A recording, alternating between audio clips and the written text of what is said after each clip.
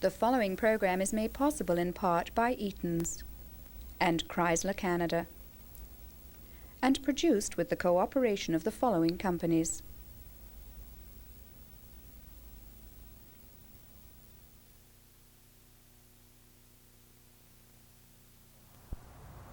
When we produced our first program on Canada, it was a major challenge to include every province and territory and to select certain cities, towns, parks, peoples and stories that would truly reflect its diversity.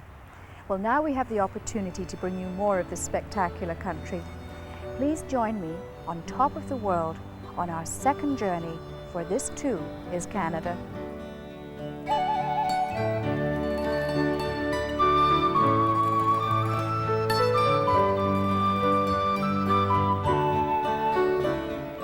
Second journey across Canada, we traveled from Nova Scotia to British Columbia using a different form of transportation, the train.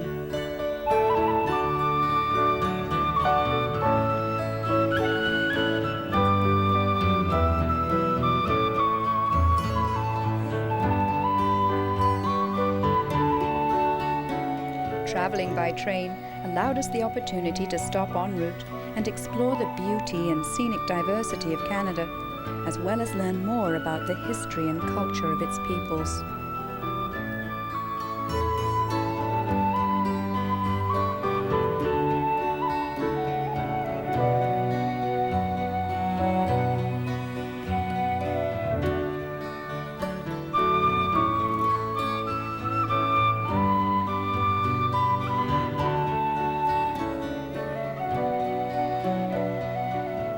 Our journey started in Halifax, the eastern seaport, where many immigrants first set foot. They arrived on ships. We landed by plane. Halifax is the gateway to the Atlantic provinces. Just a short plane trip away is the province of Newfoundland and Labrador, with its wonderful history and culture. Believed to be discovered first by the Vikings and later by Portuguese and English fishermen, which led to the arrival of Italian explorer Giovanni Caboto in the 15th century, better known as John Cabot.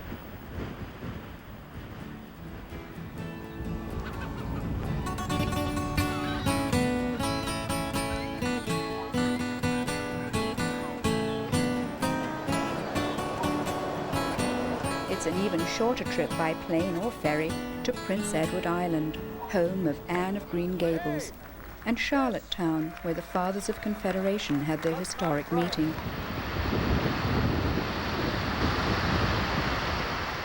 Nova Scotia has a lot to offer.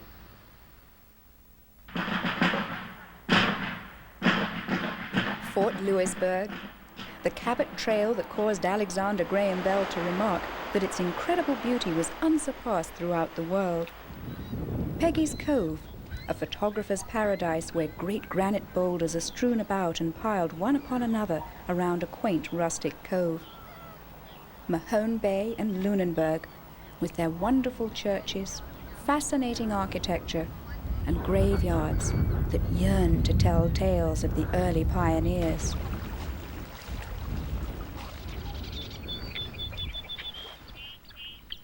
En route to Blomenden Lookout, we stopped at Tidal View Farm to witness the natural phenomena of the tidal bore. The mouth of the Bay of Fundy between Yarmouth and Bar Harbor, Maine is 90 miles across. Between Digby and St. John, it's 45 miles across. And at Cape Split, it's 5 miles across. So you have all this water rushing in into a funnel-shaped bay, and it has nowhere to go but up. The same thing is happening here on this river, and the water is forcing up into a narrower river all the time, you see. And this is what creates a bore. When we first saw it coming around the bend, it was traveling approximately 10 miles an hour.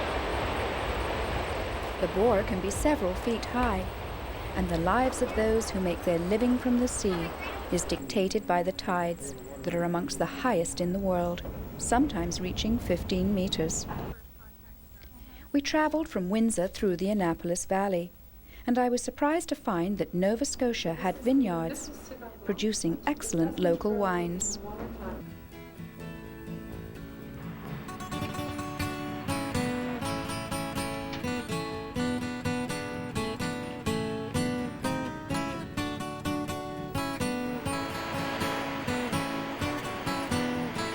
we're on our way back to Halifax and heading for the train station to start our journey across Canada. Here in Atlantic Canada, the station was built by Canadian National Railways in 1930. As long as there has been passenger train service in Canada, there has been a connection between Montreal and Halifax. The Ocean Limited is the longest running passenger train in Canadian history.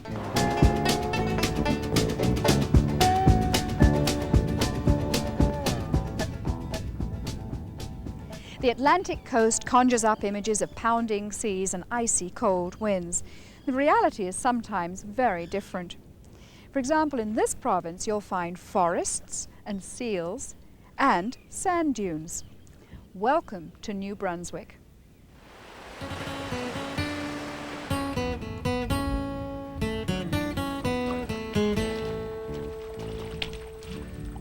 I love it. Have one.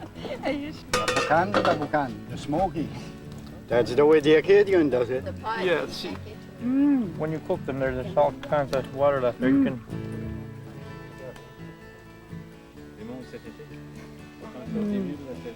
Really good. Fantastic. Salted enough. Really good.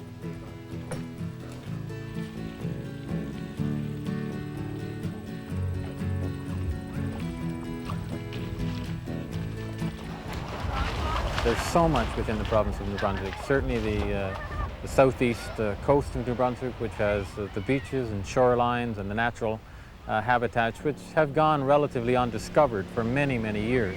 And the reason Kouchibequac National Park was established to preserve that part of Canada's heritage, the Barrier Island system. It's basically a nursery for many of the fish and small organisms that live along this coast, and many of the birds and seals and other organisms feed on.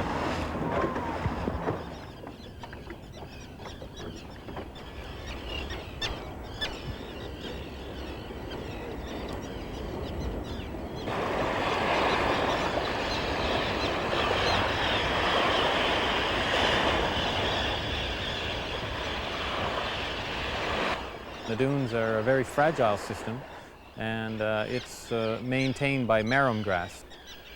The dunes also provides an ideal nesting area for the terns, but this year a major storm had destroyed their eggs.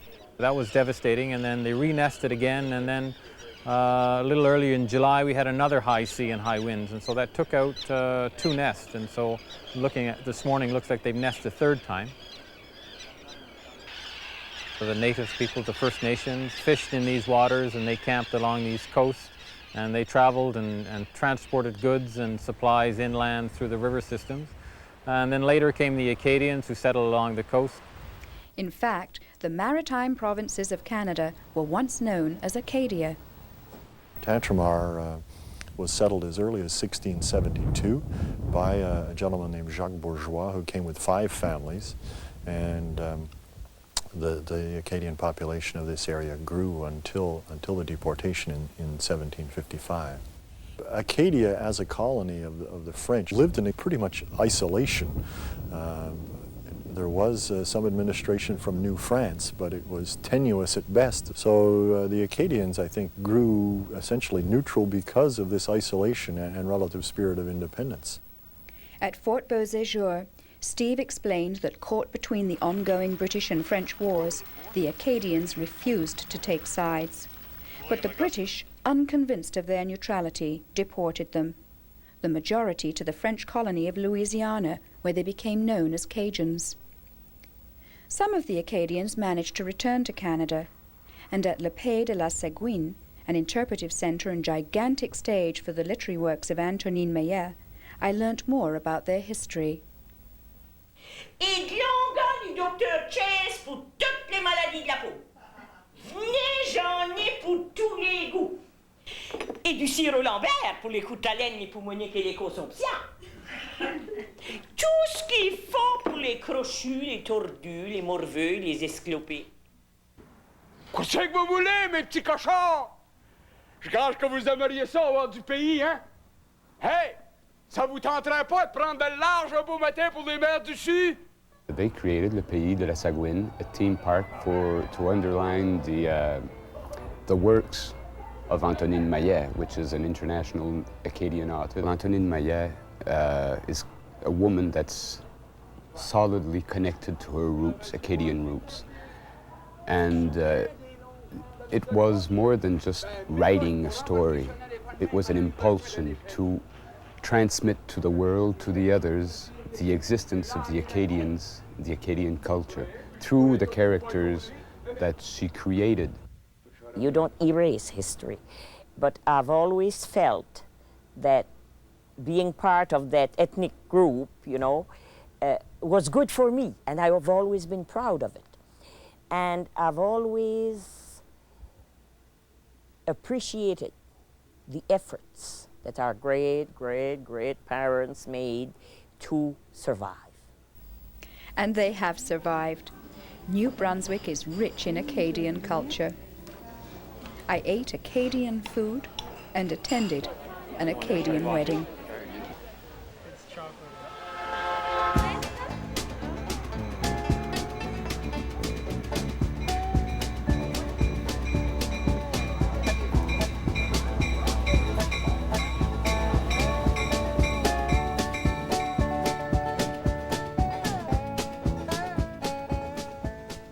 On the map, this little town appears somewhat inauspicious, but in fact, Matapedia has hosted kings and queens, prime ministers and presidents, dukes and duchesses.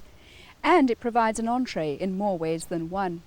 It is our entree to the province of Quebec, an entree to two great rivers, the Matapedia and Restigouche, and could well be an entree when we dine tonight, as some of the finest salmon in the world is caught here.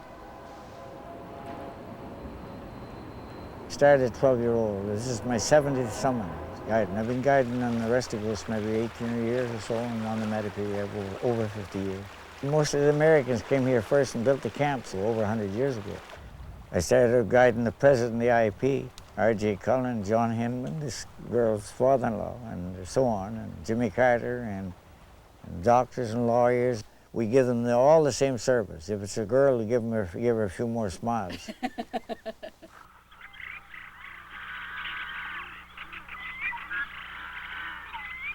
This is the Prince of Miguasha, the fossilized fish that allowed paleontologists to understand how the evolution from fish to amphibian took place.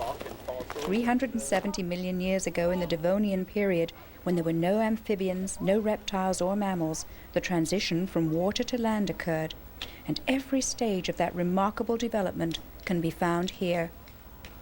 It's a paleo ecosystem that has been preserved. We have the fish, we have the fern, we have the invertebrate, we have scorpions, we have water scorpions, we have traces of worms. So the whole ecosystem is buried in Miguasha, and it's only 8 kilometers long. So can you imagine, of all the surface of the earth, 8 kilometers only of Miguasha, we comprehend how a fish evolved into a tetrapod. So we're still looking for an animal with a 5-finger hand or even 6-finger. I wouldn't mind the 6th one, but it has to have legs. Walking on land.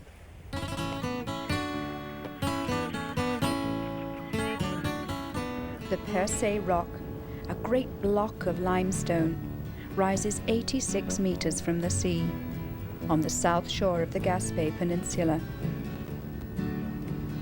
I watched from dawn to dusk as it revealed its many different faces to me, and could understand why it has mesmerized and fascinated people since the early 18th century.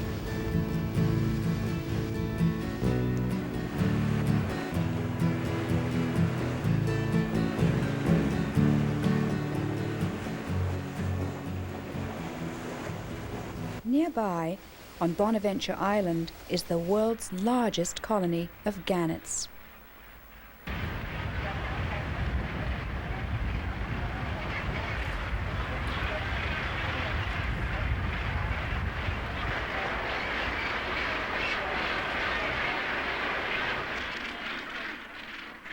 We're talking about a bird brain, but a very smart bird brain with a little computer that knows exactly where it's nesting among these 60,000 gannets.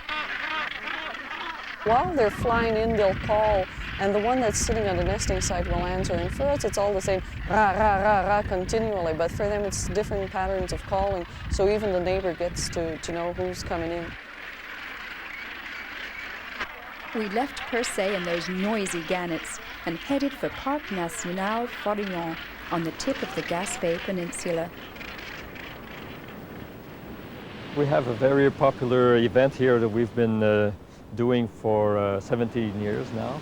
It brings people into contact, direct contact with what's living in the sea in Forillon. We dive for the public who stays on the beach, and we go and pick up specimens that live to about 100 meters from the shore, and bring back these specimens to aquaria that are on the beach.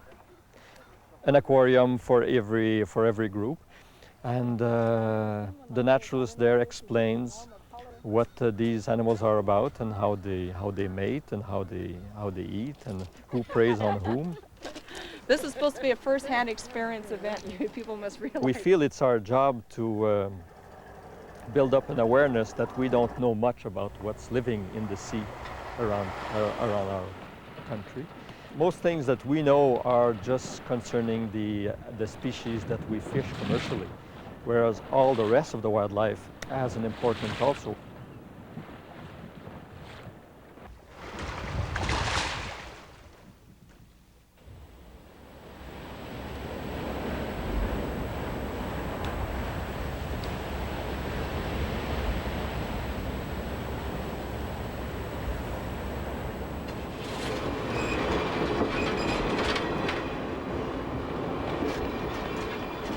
From Gaspé, we took the overnight train to North America's jewel of historic treasures, Quebec City. People don't realize this, but we share the name with Detroit, Michigan. Detroit is a French word that means a strait, a narrowing of a waterway. And Quebec is Algonquin, and it means exactly the same thing, a narrowing of a waterway. Actually, the narrowest point is from the bridges right down to the Citadel here. Whoever controlled Quebec City controlled the entrance to North America. We started off here as a French settlement from 1608 till 1759. Now in 1759, the British took over the area, and then we went under a British rule until 1867. The city of Quebec is the only walled-in city in North America. Inside the walls, it's basically French, because when the English took over the city, they helped the French rebuild the city the French way. The foundations were still there. But outside the walls, these were cornfields at the time. So the British built, but using their own influence in the architecture, a lot of Victorian style. You'll find the culture also in the restaurants here. There's sidewalk cafes are very popular in the area, and it's part of the way of life of the people here from Quebec. Perched on the heights of Cape Diamond, the impressive Chateau Frontenac looms above the oldest section of the city, Place Royale. The chateau was built in 1892 and was the first in a series of hotels built by CP Railroads to promote tourism. Along with some modern embellishments, it still retains its original elegance and grandeur. Then it was back to the train and on to Ottawa via Montreal. This time, we had only a 2.5-hour stopover, but it gave us just enough time to visit one of the highlights of this cosmopolitan city, Les Jardins Botaniques. Within the Japanese garden can be found an oasis of calm and a collection of rare beauty. The bonsai in this collection have been preserved for many generations and vary in age from 25 to 350 years.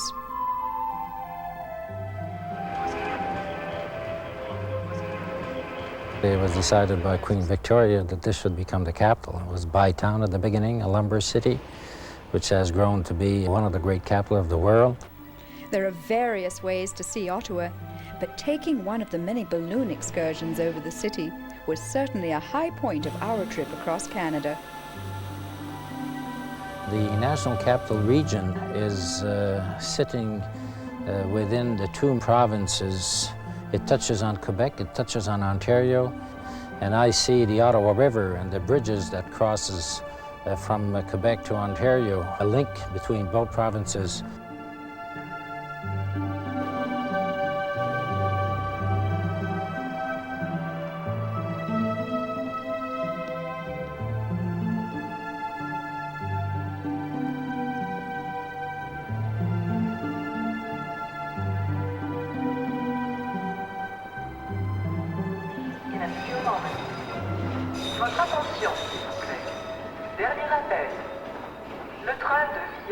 The development of Toronto owes much to the ingenuity of the many immigrants who settled here. 125 years ago, a young Irish boy, Timothy Eaton, proved to be one of the greatest entrepreneurs of his time. Timothy was the youngest in his family. He was born in 1834, and his father died 2 months before he was born. The potato famines had ravaged Ireland. There was a mass exodus of people looking for the New World. Timothy joined that group and came to Canada in about 1854. He moved to Toronto and finally, in 1869, bought Mr. Jennings' dry good business in 178 Yonge, and that's where the miracle began. Since we are 125 years old, birthdays, once you're into this, are wonderful things, wonderful memories. But we don't put all our eggs in the fact that we are 125 years and that we live in the past. The past is interesting, the past is fun, but we want to live into the future. It's the next 125 years that we look forward to and beyond. 20th century immigrants, the world-famous Irish Rovers, started their singing career here in Toronto. Above a pub named for one of their greatest hits, the Unicorn, can be found a tribute to a great Canadian sports hero. We thought we'd build a Canadian sporting saloon. And looking for a hero, who did we find but an Irish-Canadian hero? One whose record has not yet been beaten. 300 consecutive wins in the field of rowing. He came along just before the turn of the century. Ned Hanlon was his name. His father was an Irish innkeeper down there on Centre Island in Toronto. Hanlon's Point is named after Ned. So all around here you'll see pictures of Ned Hanlon, and if you read about his story, it was a very incredible record that he set. Dining, sports, shopping, arts, entertainment, and the symphony, it's all here in Toronto.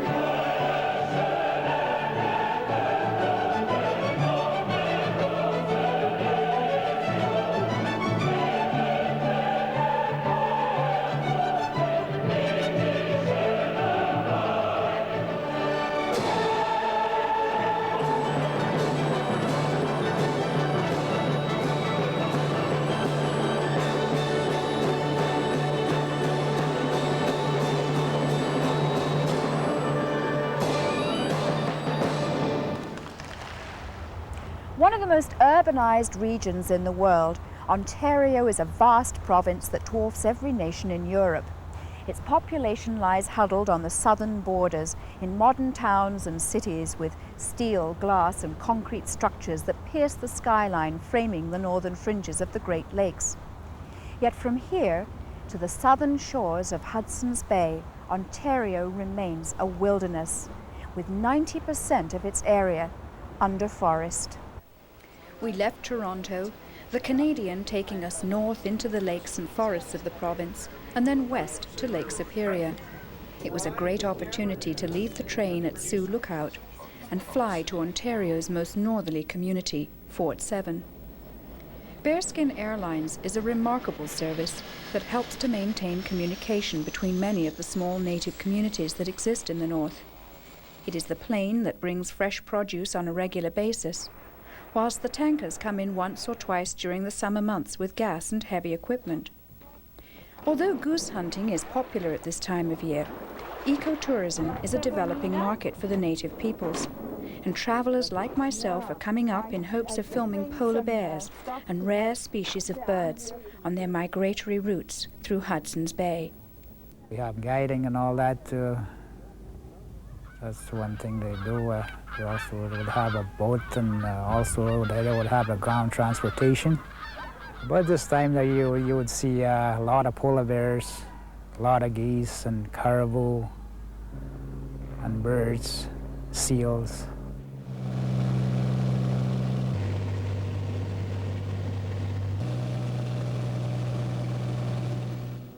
We flew south to Thunder Bay.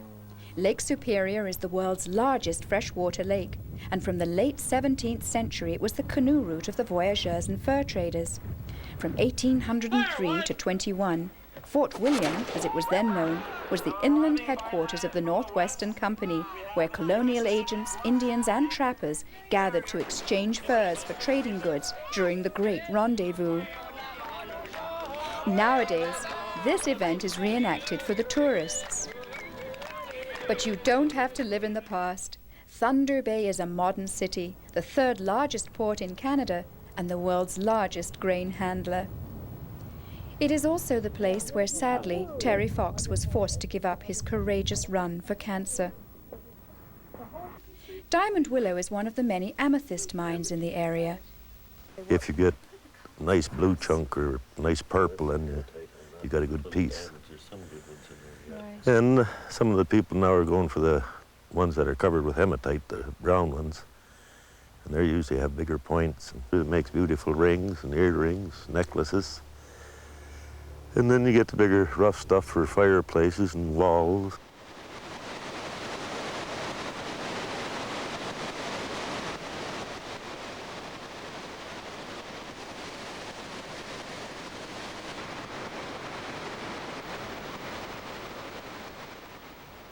Thunder Bay is also home to Kakabeka Falls, the Niagara of the North, whilst Big Thunder draws ski jumping enthusiasts from around the world.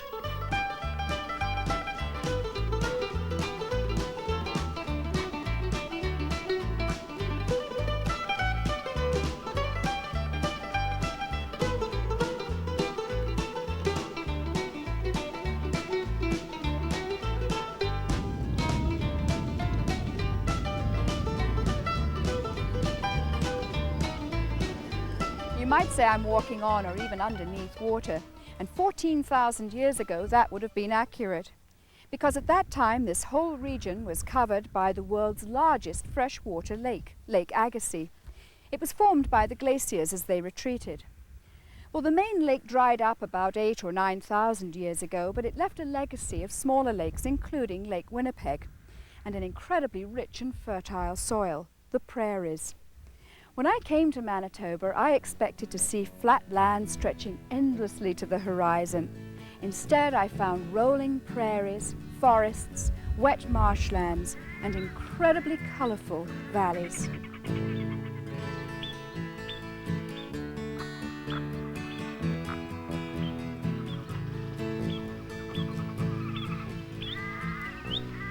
Wilkamette Marsh was one of the first drainage districts in Western Canada. Then in the early 70s, Ducks Unlimited and the Department of Natural Resources got together and decided to restore a portion of the former marsh that had existed here.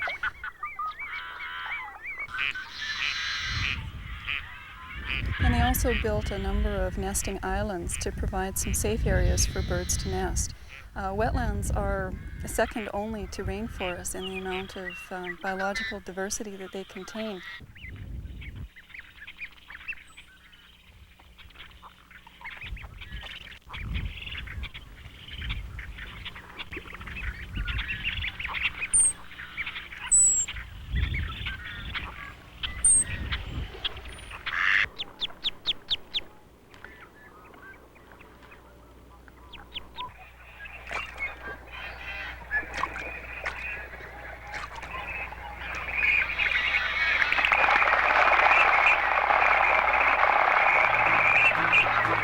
I was born in Gimli, so near there lay me down, with my brothers one and all. Up to the sky, to Valhalla I will fly. Our visit to Gimli coincided with Íslendinga Dagurinn, a celebration of Icelandic heritage. Nearly 125 years ago, following a devastating volcanic eruption in their homeland, Icelandic immigrants settled in Gimli and Hekla on Lake Winnipeg.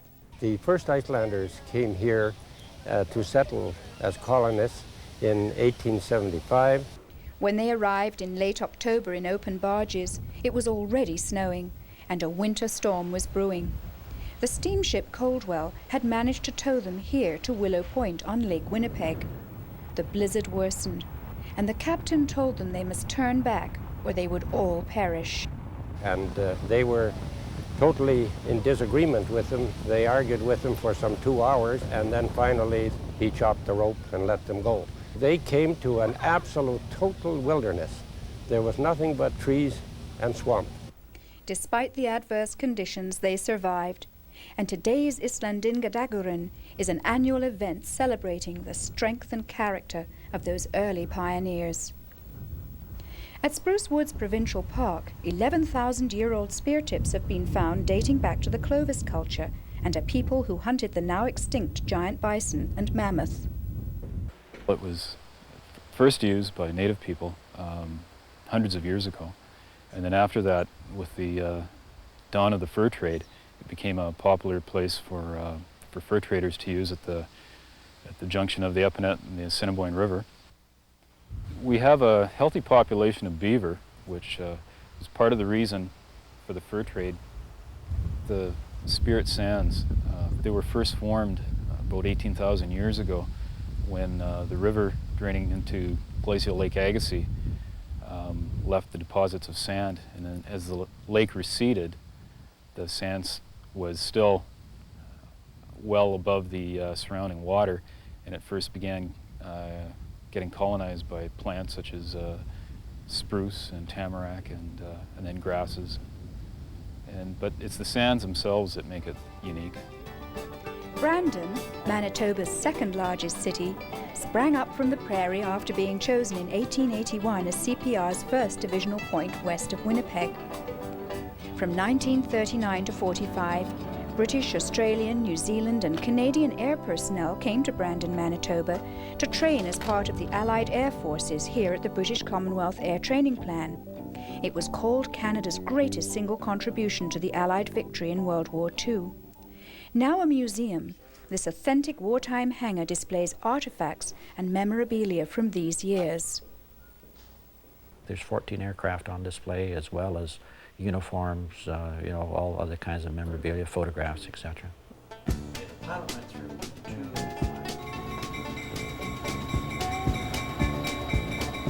Back on board the Canadian, dinner was being served. This is your second call for dinner in the dining car. C'est votre deuxième appel pour le dîner dans la salle de restaurant.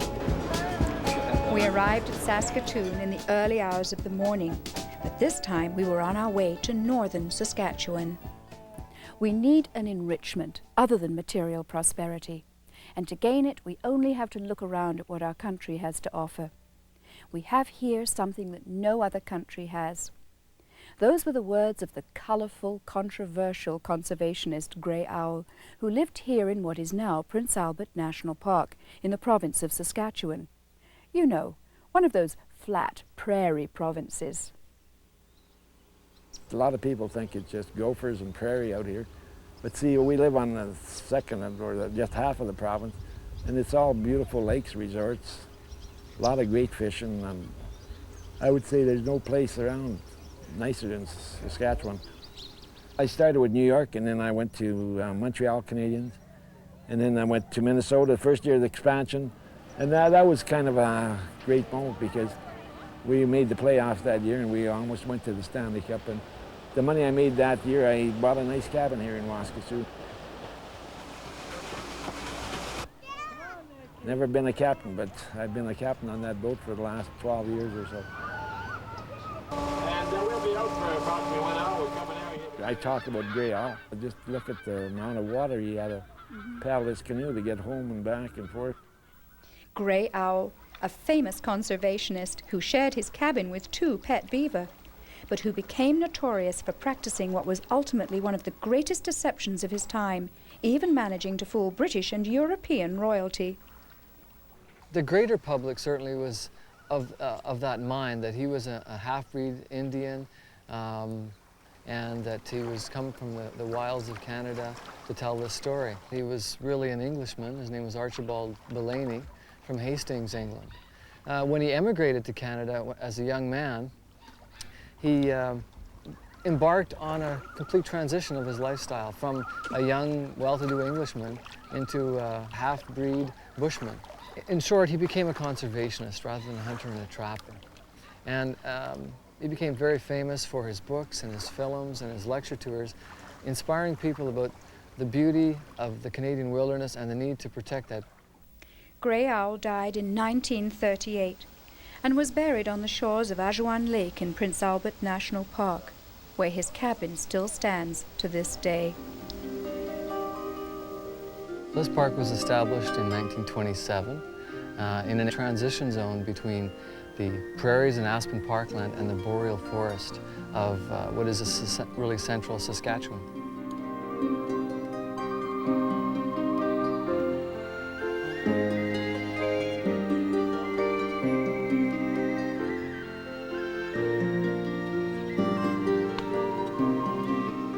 You know, fungi just never get enough credit for their role in the ecosystem, and I'm glad that we're spending a few extra moments to take a look at them. So important in the cycle of decomposition and release of nutrients and things. Some of them can come up through the ground virtually overnight. You know, it doesn't take 24, 48 hours maybe for them to pop. And what we're looking at is just the fruiting body, just the reproductive structures. What's really amazing, and we'll never get a footage of it, are all the fungal fingers that spread out underneath the forest floor and link this forest with the rest of the organisms. We've got smaller woodpeckers like blackback woodpeckers and three-toed woodpeckers that will search the bark and flick off pieces of it with their bills, and then they'll feed on the insects underneath. It's a mature trembling aspen, probably around 70 or 80 years, something like that, for this growing site. And obviously they felled it, and it just happened to end up in the creek bed. And as you can see, they've cut off the upper branches. They've topped the tree after it's been down. They'll use those upper branches for the dam and the lodge, and the smaller branches and leaves, of course, they'll use as feed, either incorporating them into the dam or lodge, or probably into a food raft for the wintertime.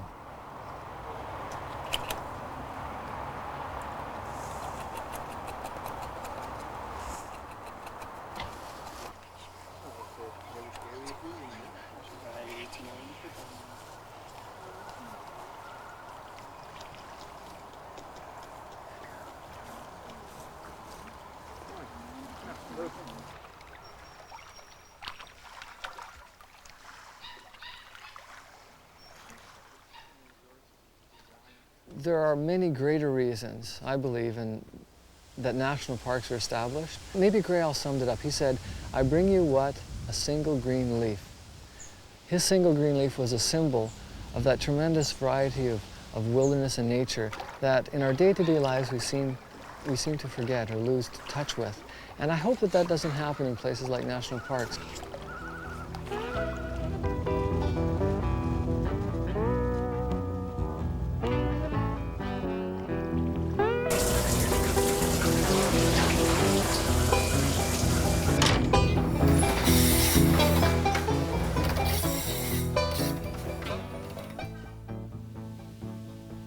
This country has experienced 4 major ice ages.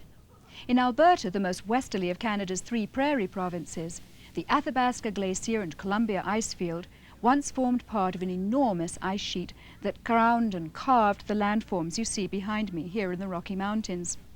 At one time, the Athabasca Glacier flowed north to the present site of Jasper, and then joined up with other glaciers that flowed east to the prairies and south past Calgary. And the Columbia Icefield itself is just over 100 square miles. And it is the mother of all rivers because it does flow into or creates water for 3 different rivers, the Saskatchewan, the Columbia, and the Athabasca. And each of those rivers flow into 3 different oceans, so it is a hydrological center of North America, with the Saskatchewan flowing eventually into Hudson's Bay, the Athabasca into the Arctic, and the Columbia into the Pacific. The tours on the Athabasca Glacier began in the late 40s with the highways close to the glacier. People can come here by motor coach, by car. We have 13 56-passenger multi-tired all-terrain vehicles, they're called. We call it the snow coach. It's actually made in Calgary by a Canadian company. We take them out onto the surface of the glacier. And that's something that most people don't get a chance to do ever.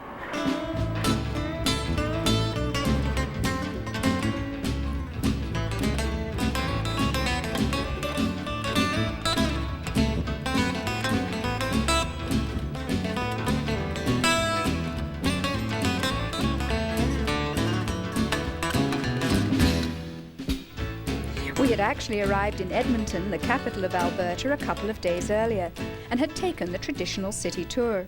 It was when we were filming the Houses of Parliament that I chanced on these archaeological students from the university digging on the original site of Fort Edmonton. There was a West warehouse put in after 1860, and that's what we're investigating. In the 12 weeks that we've been digging, we've come up with over 14,000 artifacts from the site, ranging from pieces of bone to little tiny trade beads and ceramics. It's really wonderful, and it's great to be doing part of Edmonton's history. It opened in May of 1974 as a result of Edmontonians who wanted to preserve their history. And so Fort Edmonton Park is actually a representation of 4 periods of time, from 1846 when we had a Hudson's Bay fur trading post, and then our streets of 1885, 1905, and 1920. And we try to recreate life as it would have been.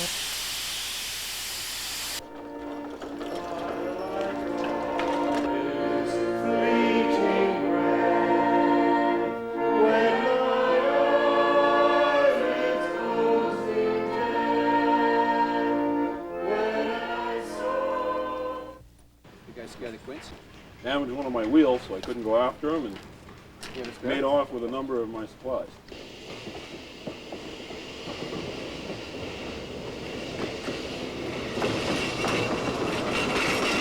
The streetcar that you just saw go by has actually been in operation since 1908, so it's a real treasure to us. And cars and trucks have been donated to us, Model A's. We have Edmonton's first tour bus is here with us in the park. So there's a multitude of things that have been restored, generally through volunteer support.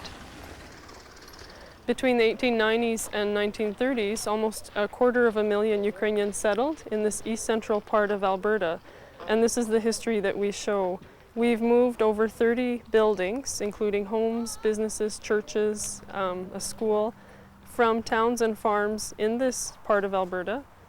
We've moved them here, restored them to what they looked like in that time period, and we have role players, people in costume, that portray the actual pioneers. I think it's a fascinating history.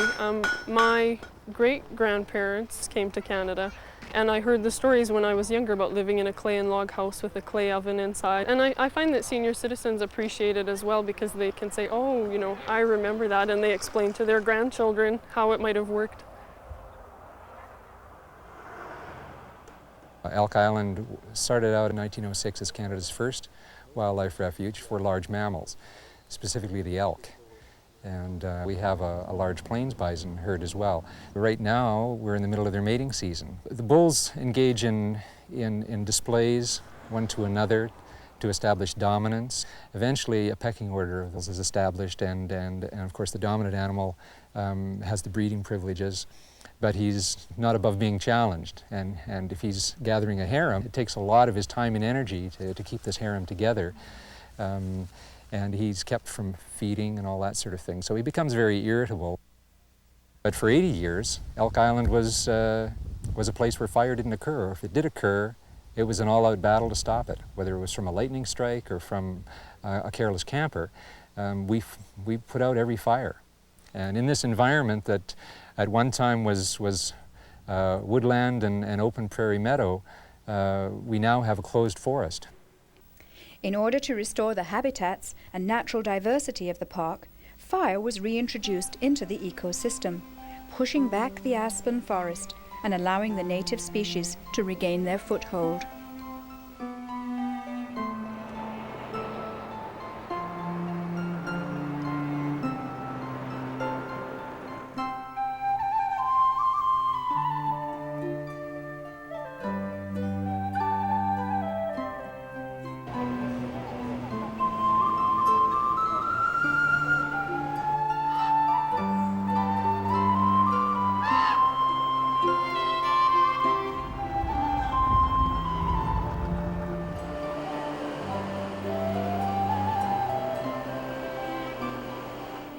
Jasper National Park is part of the Rocky Mountain ecosystem.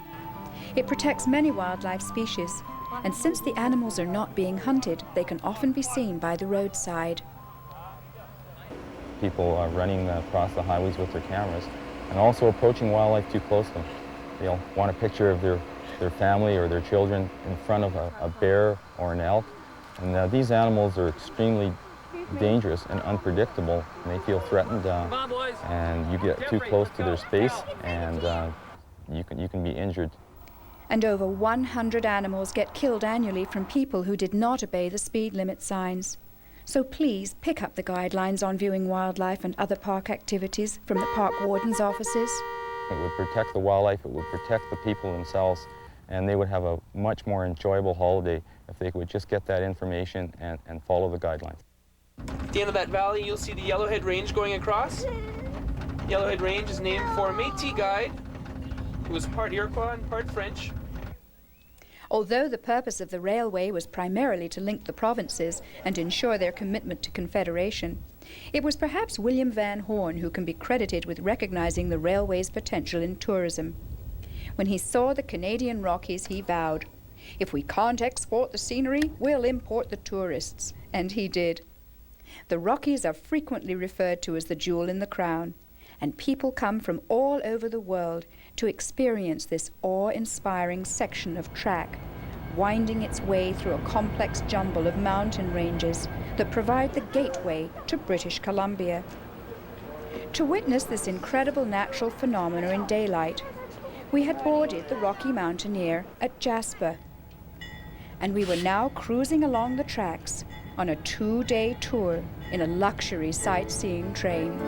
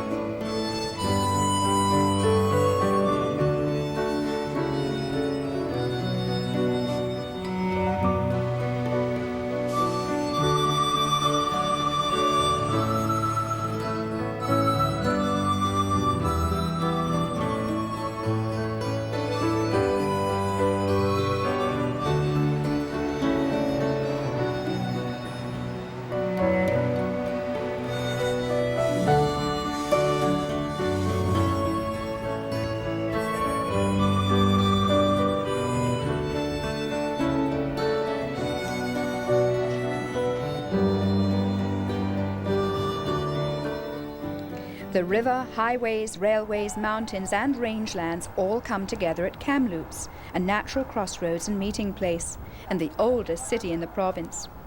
Head to the hills at night and enjoy dining with the stars above and the twinkling lights of the city far below. It's a magical experience. Next day, we were back on the train and heading to Vancouver with the Fraser River, Hell's Gate, canyons, bald eagles, and rare views of osprey nests on the itinerary.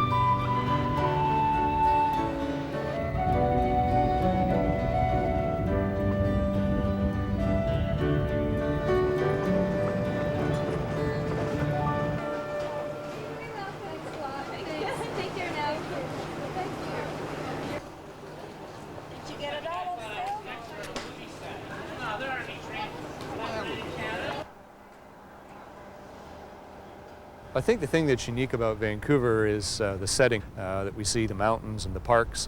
Lots of attractions that are good for all ages, like the Capilano Suspension Bridge, Grouse Mountain, Seymour Mountain, some of the canyon areas. Because we have such a mild climate, it offers a lot of these things on a year-round basis. We have our historic Gastown, which is where Vancouver started out in the early 1880s.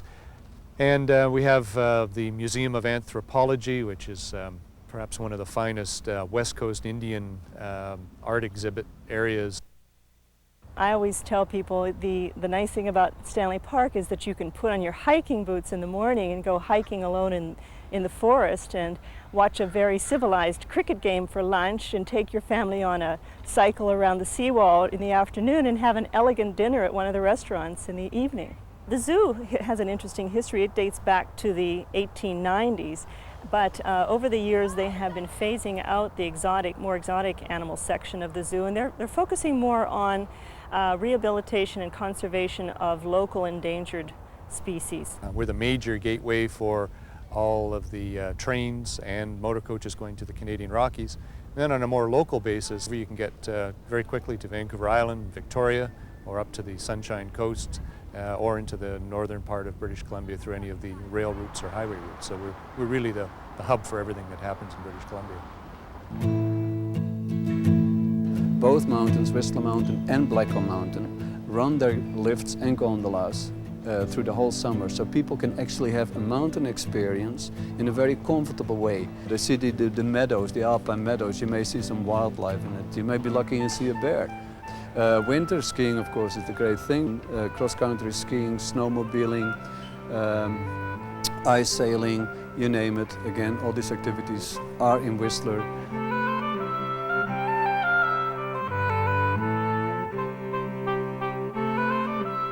For me, the key really is not only that we have got great skiing, great accommodation, but that we very early recognized how important the greenness of the valley is, how important the natural setting of Whistler is, and we managed to preserve that natural setting.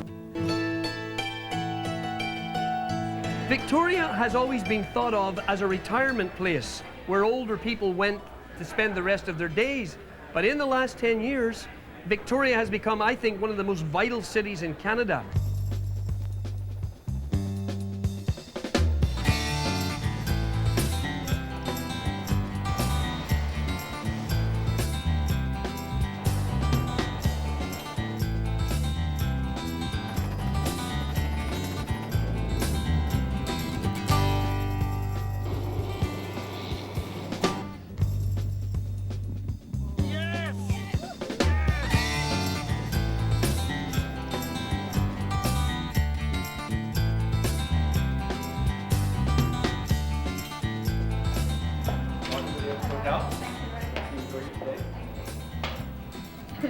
A visit to Victoria, the capital city of British Columbia, would not be complete without afternoon tea at the world-famous Empress Hotel. Fabulous, thank you. Absolutely magnificent. And these are butter tart with the raisins.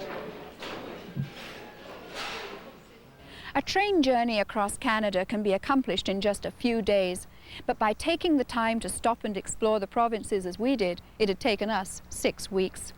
And once again I was left with the knowledge that there is so much more to this country, more to see, more to do, and more to explore. Take time to head off the beaten track as we did, challenge the myths and the stereotypes, and marvel at the different moods and majesty of Canada. I'm Anne Martin, and I'll see you again next time on Top of the World.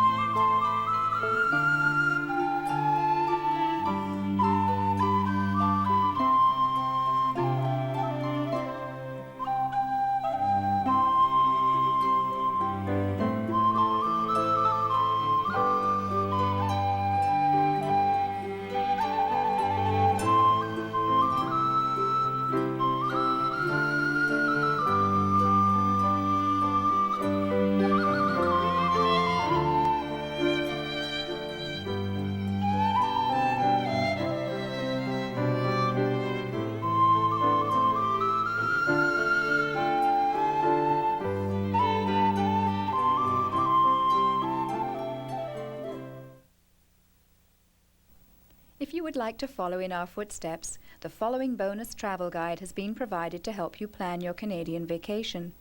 The categories are transportation, accommodation, and tourism toll-free telephone numbers for every province and territory.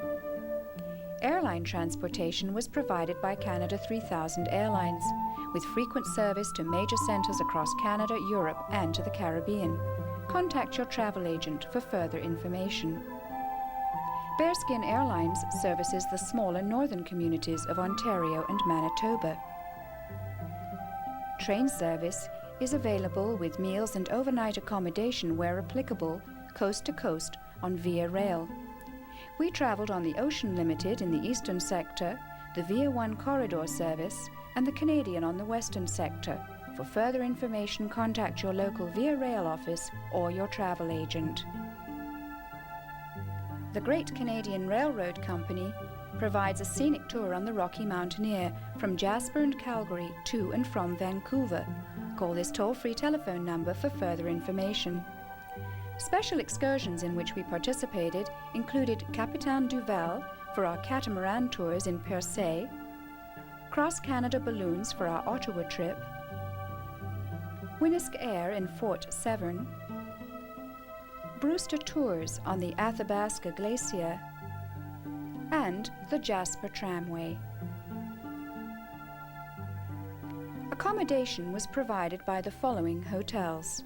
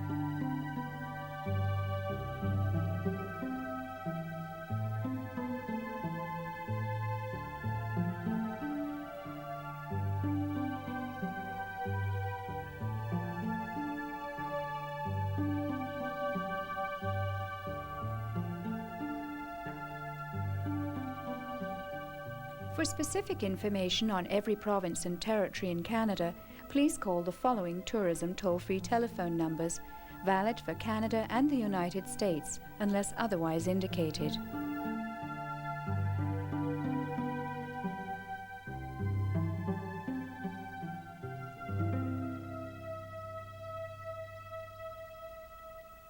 This program was produced in cooperation with Chrysler Canada, AT&T, and NCR, and is presented in celebration of Eaton's 125th anniversary. Further copies of this video in either North American or European formats, along with our first Canadian special, are available in Eaton's or by calling toll-free 1-800-661-1674 in Canada or 1-800-441-9501 in the USA. Educational institutes should write to the producer at this address.